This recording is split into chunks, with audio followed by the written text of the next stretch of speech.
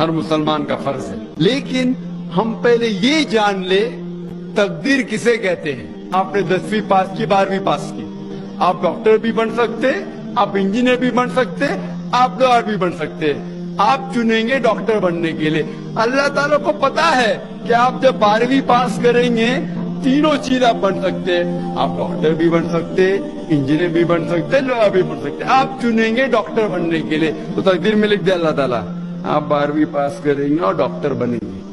کیونکہ اللہ تعالیٰ نے لکھا اس لیے آپ ڈاکٹر نہیں بنے, کیونکہ آپ نے چنا اسی لیے اللہ تعالیٰ نے پہلے سے لکھ دیا.